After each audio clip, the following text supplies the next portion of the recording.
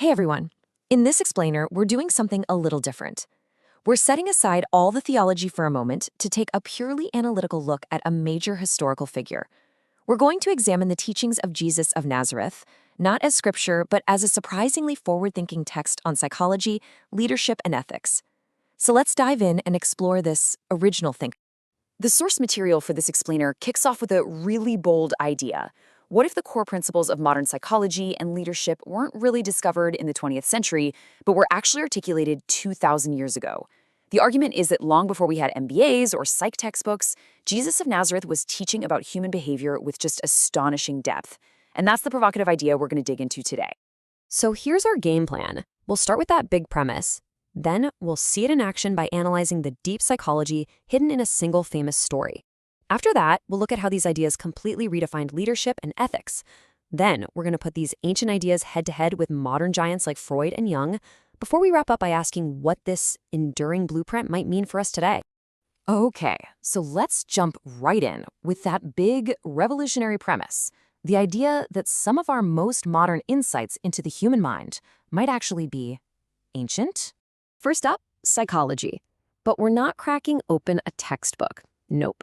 Our case study is a 2,000-year-old story, the parable of the prodigal son. Now, the source argues that if you really look closely, this isn't just some simple moral tale. It's actually a sophisticated psychological drama in 3 acts. This is where it gets really fascinating. The source reframes this whole story as a clinical case study. It presents 3 characters who perfectly map out a whole spectrum of human emotion. You've got the younger son, who's all about impulsivity, the elder son who embodies resentment, and then the father who represents unconditional acceptance.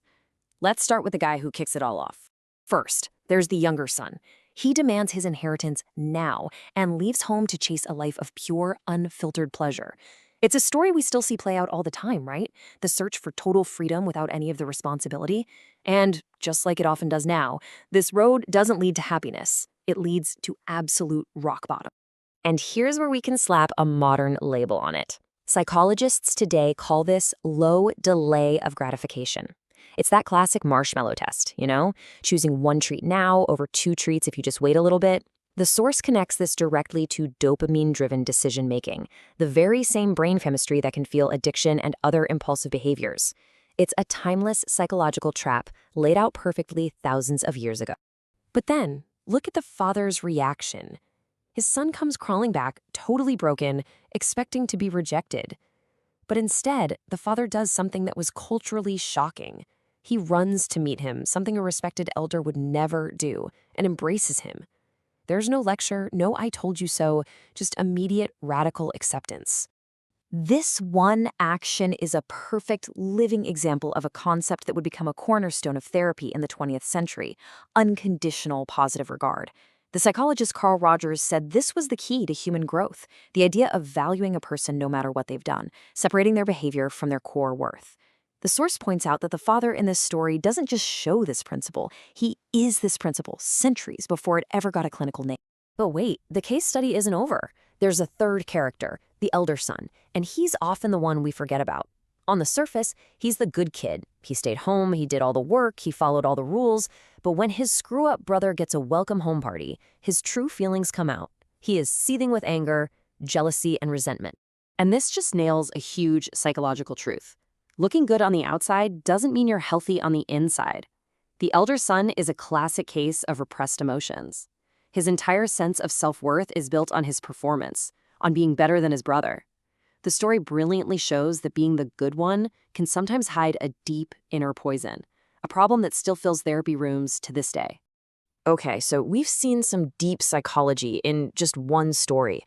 Now let's zoom out from the individual mind and talk about the psychology of groups, or what we'd now call leadership theory. And the model presented here is just as radical. It completely flips the normal power structure on its head. On the left is the model we all know, the pyramid of power. The leaders at the top, giving orders to everyone below. It's how empires, armies, and most companies have always worked. But the model Jesus proposed, it takes that pyramid and flips it completely upside down. In this version, the leader isn't on top giving orders, they're at the bottom, supporting everyone else. And he didn't just talk about it, he demonstrated it in a way that was just jaw-droppingly radical. In that culture, washing someone's feet was a job for the lowest of the low, for a servant or a slave. For a respected leader to get on his knees and do this for his followers was unthinkable. It was a status-shattering lesson. Real authority doesn't come from your rank, it comes from your service. This is the very act that gives us the modern idea of servant leadership. From leadership, let's pivot to ethics. And again, the approach isn't a list of abstract rules, it's a story that forces us to completely rethink our whole moral framework. And the case study this time is the parable of the Good Samaritan. The real genius of this parable is in one tiny, but absolutely massive, shift in a question. It starts with a guy asking a very tribal question: who is my neighbor? What he's really asking is, who is in my in-group? Who am I required to care about? But after telling the story, Jesus completely flips it. He asks, which of these men was a neighbor? And boom, right there is the whole point. Morality isn't about what group you belong to, your religion, your nationality, your team. It's about what you do. The hero of the story is a Samaritan, a total social and religious outcast to the people hearing the story.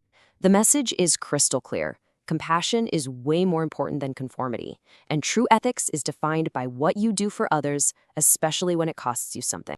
So we've seen these principles in psychology, leadership, and ethics. Now for the main event. Let's put these ancient insights in the ring with the heavyweights of modern psychology. How do these ideas really stack up against Freud, Jung, and Rogers? First up, Freud. Freud was a genius at diagnosing the problem. He gave us the language for our inner conflict, the battle between our desires, our reason, and our conscience. He put the problem on the map. Jesus also talked about this same inner battle, saying, the spirit is willing, but the flesh is weak. But, the source argues, there's a key difference. While Freud was brilliant at analyzing the sickness, Jesus was focused on offering a path to get well. Next, Carl Jung. Jung's ultimate goal for a person was individuation, that inward journey to integrate all the parts of yourself and become whole. And you can see the parallels there. But the source highlights a critical difference in direction. If Jung's path is about self-realization, about finding yourself, the path Jesus described is more about self-transcendence, about finding yourself by losing yourself in service to others. And finally, this brings us full circle, back to Carl Rogers. As we saw, Rogers built his whole therapeutic model on unconditional positive regard. But here's the kicker. The source argues Jesus didn't just have the theory, he was the theory in action. He consistently offered radical acceptance to the outcasts of his society before they changed, which created the very space where change could happen. He didn't just invent the theory, he was the therapy. This table kind of sums it all up, right? You can see the different focuses and methods. From Freud's clinical analysis to Rogers' empathy, the approach of Jesus is described as embodied living, and the goal shifts from just mental health or wholeness to total transformation. The source suggests that while these modern thinkers gave us powerful tools, Jesus offered this holistic, living framework that kind of holds it all together. So, where does all this leave us? What's the bottom line? The conclusion from the source is that these ancient teachings aren't just historical relics. They really represent a timeless and deeply insightful blueprint for the human condition, our inner struggles, our ability to grow, and how we relate to each other. You know, there's one quote that really just ties a bow on this whole idea. It's a statement about leadership, ethics, and psychology all rolled into one. The greatest among you will be your servant. It's a complete reversal of our normal values, suggesting that real strength isn't found in power, but in humility, not in status, but in service. And so that leaves us with one final big question to chew on. After looking at all of this through a modern lens, you have to wonder, is it possible that in our constant search for the newest, most cutting-edge ideas about who we are, we might find that the most profound answers have been waiting for us all along, hidden in plain sight, in some of our oldest stories?